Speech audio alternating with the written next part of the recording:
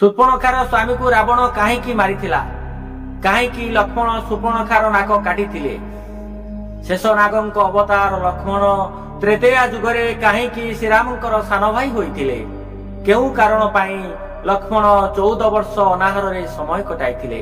लक्ष्मण रेखार तात्पर्य कौन? श्री गुरु शिक्षा चैनल को आपण मानकु स्वागत। जुग चक्र विवर्तन रे जगत पालक नारायण अहंकारी रावण विनाश पाई श्री राम अवतार रे अवतीर्ण होइथिले। धरा पृष्ठरु अत्याचारी दानव मानकर विनाश करी साधु संतंकु सुरक्षा देवा पाई 14 वर्ष वनवास जाइथिले। श्री रामचंद्र माता सीतांकर अनुगत भावरे लक्ष्मण सुमित्रांक आदेश रे वनगमन करिथिले। क्षीर सागर रे अनंत शयन समय रे श्री विष्णुंकर सेवा अनंत नाग करिथाय। त्रेतेया जुगरे शेष नागंक अवतार लक्ष्मण श्रीरामंकर सेवा करिवा पई सान भाई होई जन्म होइथिले। वनवास समय रे श्रीराम सीतांक पछे पछे रही भाई भाउजंकु सुरक्षा देवा वनरु फल कंदमूल संग्रह करी भाई भाउजंक क्षुधा मेंटाइबा थिला लक्ष्मणकर प्रतिदिनर कर्तव्य।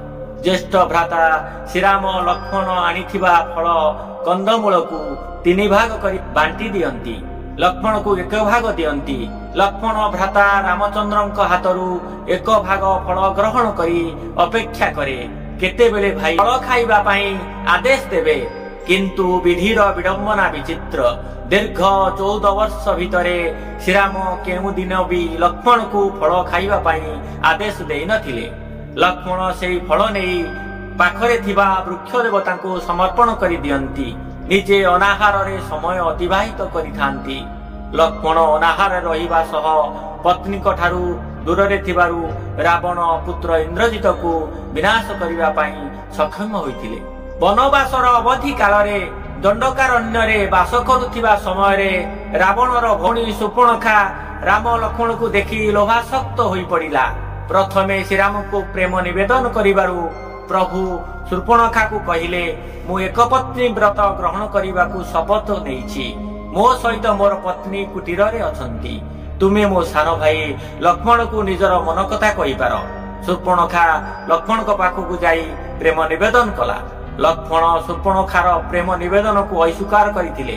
लक्ष्मण सुर्पणखा को कहिथिले मु मो भाई श्रीरामंकर दास अटे। प्रभुंक बिना अनुमति रे मु तुमको कथा देई परिबे नाही। सुर्पणखा कामातुर अवस्था रे लक्ष्मण को श्रीरामंक लिखित कविताटी देइथिला। श्रीराम लक्ष्मण पाखु लिखिथिले बाबू नाक सिरी दान योग्य जोसाकु विहर कानन कर आलिंगन को। एही कवितार पंक्तिर अर्थ 2 प्रकार थिला। लक्ष्मण बुझिले ज्येष्ठ भ्राता श्रीराम लिखिचंती एही नारीर नाक काटी ताकू उचित शिक्षा देबा पई। तेणु लक्ष्मण सुर्पणखार नाक काटी ताकू जंत्रणा रे छटपट करिथिले। लंकार असुरी सुर्पणखा कामातुर अवस्था रे प्रतिशोध परायण होइथिला। तार पूर्व जन्म कथा मने पड़ी जाइथिला। सुर्पणखा थिला स्वर्गर गंधर्व कन्या। गंधर्व राजांक अभिशाप रे असुरी होई लंका गढ़रे जन्म होइथिला। श्रीहरि को तपस्या करिबारु प्रभु जगत पालक नारायण सुर्पणखा को कहिथिले तुमे तृतीया जुगरे रावणर विनाशर कारण हेबो। जेउ दिन मर्त्यर मानव रूपी वनचारी तुमर नाक काटिबो सेई दिन तुमे जानिबो रावणर विनाश संगे संगे तुम मुक्ति मार्ग पाखई आसुची। सुर्पणखा निज मानस पटरे अनुभव करुथिला राम लक्ष्मण मानव नुहंती। ए निश्चय स्वर्गर देवता। सुर्पणखा रावण उपरे प्रतिशोध नेबार कौशल स्थिर कला। सुर्पणखा स्वामी विदुतजुहा किपरि रावणर चंद्रहास खटकरे खंड खंड होइथिला सेही दृश्य सुर्पणखार आखिरे नाची उठिला। सुर्पणखार स्वामी को काहेकि रावण हाणी खंड खंड करिथिला। लंकार महारानी मंदोदरी को रावण दिने प्रश्न करिथिले महारानी तुम दृष्टि रे लंका नगरी रे सुंदर पुरुष किए? मंदोदरी स्वामी रावणଙ୍କ प्रश्नर उत्तर रे कहिथिले सुर्पणखार स्वामी विदुतजुहा सबुठारु सुंदर पुरुष। मंदोदरी विदुतजुहार प्रशंसा करिबारु रावण क्रोधित होइगला। ମନ୍ଦ ଧରି ଭାବିଥିଲେ ଲଙ୍କାର ରାଜା ରାବଣ ଭଉଣୀ ସୁପର୍ଣ୍ଣଖାର ସ୍ୱାମୀଙ୍କର ପ୍ରଶଂସା ଶୁଣି ଆନନ୍ଦିତ ହେବେ, କିନ୍ତୁ ଫଳ ହେଲା ଓଲଟା। ରାବଣରେ ମତ୍ତ ହୋଇ ସୁପର୍ଣ୍ଣଖାର ସ୍ୱାମୀ ବିଦୁତଜୁହାକୁ ହାଣି ଖଣ୍ଡ ଖଣ୍ଡ କରିଦେଲା। ସୁପର୍ଣ୍ଣଖା ରାବଣର ବିନାଶ ପାଇଁ କୌଶଳ ପ୍ରୟୋଗ କରି ଲଙ୍କା ରାଜା ରାବଣକୁ କହିଲା, ଭାଇ, ଦଣ୍ଡକାରଣ୍ୟରେ ରାମ ଲକ୍ଷ୍ମଣ ତୁମ ଭଉଣୀ ସୁପର୍ଣ୍ଣଖାର ନାକ କାଟି ଅପମାନ କରିଛନ୍ତି, ତାର ପ୍ରତିଶୋଧ ନେବା ତୁମର କଣ କର୍ତ୍ତବ୍ୟ ନୁହେଁ? ସୁପର୍ଣ୍ଣଖା ଛଳନାପୂର୍ଣ୍ଣ ଲୁହ ଝରାଇ ରାବଣକୁ ଭାବ ବିହ୍ୱଳ କରିଦେଲା। ସୁପର୍ଣ୍ଣଖା ଇଙ୍ଗିତରେ ରାବଣ ପରିଚାଳିତ ହେଲା। ସୁପର୍ଣ୍ଣଖା ରାବଣକୁ କହିଲା, ରାମର ଧର୍ମପତ୍ନୀ ସୀତାଙ୍କୁ ଚୋରି କରି ଲଙ୍କାଗଡ଼କୁ ନେଇ ଆସ। ରାବଣ ନିଜର ବିବେକ ହରାଇ ସୁପର୍ଣ୍ଣଖାର କଥାରେ ପରିଚାଳିତ ହୋଇ ବ୍ରାହ୍ମଣ ରୂପରେ ଦଣ୍ଡକାରଣ୍ୟରେ ପହଞ୍ଚିଲା। ଶ୍ରୀରାମ ଲକ୍ଷ୍ମଣକୁ ଦେଖି ସୀତାଙ୍କୁ ଚୋରି କରିବା ଉପାୟ ସ୍ଥିର କଲା। ଲଙ୍କାଗଡ଼ରେ ମାୟାବୀ ମାରିଚି ନାମକ ରାକ୍ଷସକୁ ସ୍ୱର୍ଣ୍ଣ ହରିଣ ରୂପରେ ଦଣ୍ଡକାରଣ୍ୟକୁ ପଠାଇଲା। ମାତା ସୀତା ସ୍ୱର୍ଣ୍ଣ ହରିଣଟିକୁ ଦେଖି ତାକୁ ଧରି ଆଣିବାକୁ ଶ୍ରୀରାମକୁ ଅନୁରୋଧ କଲେ। ଶ୍ରୀରାମ ସ୍ୱର୍ଣ୍ଣ ହରିଣ ପଛେ ପଛେ ଅନେକ ଦୂରକୁ ଚାଲିଗଲେ। ମାୟାବୀ ମାରିଚି ରାକ୍ଷସ ତ୍ରାହି ଲକ୍ଷ୍ମଣ ଶବ୍ଦ କରିବାରୁ ମା ସୀତା ସ୍ୱାମୀଙ୍କ ବିପଦର ଆଶଙ୍କା କଲେ। ଯଥାଶୀଘ୍ର ଭାଇ ଶ୍ରୀରାମଙ୍କର ସୁରକ୍ଷା ପାଇଁ ଲକ୍ଷ୍ମଣକୁ ଯିବା ପାଇଁ ଅନୁରୋଧ କରିଥିଲେ। ମାତା ସୀତାଙ୍କୁ ଏକା ଛାଡ଼ି ଲକ୍ଷ୍ମଣ ଯିବା ପାଇଁ ଅନିଚ୍ଛା ପ୍ରକାଶ କରିବାରୁ ମାତା ସୀତା କ୍ରୋଧିତ ହୋଇଥିଲେ। ତତ୍ପରେ ଲକ୍ଷ୍ମଣ କୁଟୀର ଚାରିପଟେ ମନ୍ତ୍ରପ୍ରୂତ ଲକ୍ଷ୍ମଣ ରେଖା ଅଙ୍କନ କରି ମାତା ସୀତାଙ୍କୁ ଅନୁରୋଧ କରିଥିଲେ, ଏ ଗାର ଡେଇଁ ବାହାରକୁ ଆସିବ ନାହିଁ।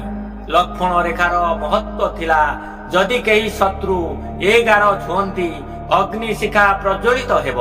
ରାବଣ ମାୟାରୂପ ବ୍ରାହ୍ମଣ ହୋଇ ସୀତାଙ୍କୁ ଭିକ୍ଷା ମାଗିବାରୁ ସୀତା ଲକ୍ଷ୍ମଣ ରେଖାକୁ ଅତିକ୍ରମ କରି ଭିକ୍ଷା ଦେବାକୁ ଆସିବା ସମୟରେ ରାବଣ ସୀତାଙ୍କୁ ଚୋରି କରି ନେଇଯାଇଥିଲା।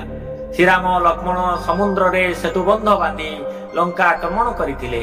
ପବନ ପୁତ୍ର ହନୁମାନ, ଜାମ୍ବବାନ, ସୁଗ୍ରୀବ, ବିଭୀଷଣ, ନଳ, ନୀଳ, ଅଙ୍ଗଦ ବାନର ସେନା ଲଙ୍କା ଆକ୍ରମଣ କରି ରାବଣର ସବଂଶ ବିନାଶ କରି ଶେଷରେ ରାବଣକୁ ନିଧନ କରିଥିଲେ। ଶ୍ରୀରାମ ମିତ୍ର ବିଭୀଷଣକୁ ଲଙ୍କାର ରାଜା କରି ମାତା ସୀତାଙ୍କୁ ଉଦ୍ଧାର କରିଥିଲେ। ବନବାସ 14 ବର୍ଷ ସମାପ୍ତି ପରେ ଶ୍ରୀରାମ ଲକ୍ଷ୍ମଣ ସୀତା ଅଯୋଧ୍ୟା ପ୍ରତ୍ୟାବର୍ତ୍ତନ କରିଥିଲେ। ଅଯୋଧ୍ୟା ମାଟିରେ ପାଦ ଦେଇ ପ୍ରଥମେ ଲକ୍ଷ୍ମଣ ବଡ଼ ମା କୌଶଲ୍ୟାଙ୍କ ପାଖକୁ ଧାଇଁ ଆସିଥିଲେ। କୌଶଲ୍ୟା ମା ଲକ୍ଷ୍ମଣକୁ ଆତ୍ମବିଭୋର ହୋଇ ଆଲିଙ୍ଗନ କରି ପଚାରିଥିଲେ, ବାବୁରେ, ଯୁଦ୍ଧ ସମୟରେ କେଉଁଠି ତୋ ଦେହରେ ସର ବାଜିଥିଲା?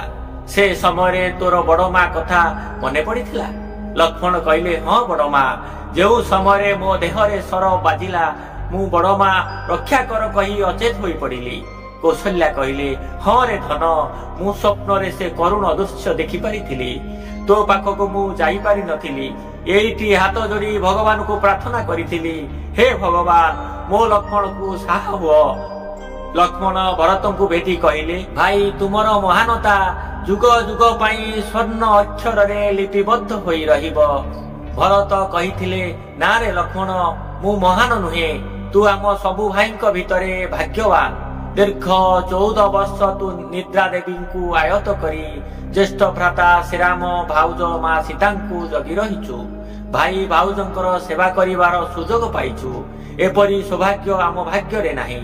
ଅଯୋଧ୍ୟା ଆଗମନରେ ଚାରି ଭାଇଙ୍କର ସସ୍ନେହ ମିଳନ ଯୁଗ ଯୁଗ ପାଇଁ ଭାତୃତ୍ୱର ସଂକଧ୍ୱନି କରୁଛି। ଏ ଭିଡିଓଟିକୁ ରଖିବା ପୂର୍ବରୁ ଆପଣମାନଙ୍କୁ ଅନୁରୋଧ କରୁଛି, ମୋ ଚ୍ୟାନେଲକୁ ସବସ୍କ୍ରାଇବ ଲାଇକ୍ କରନ୍ତୁ। ରହୁଛି। ଜୟ ଜଗନ୍ନାଥ।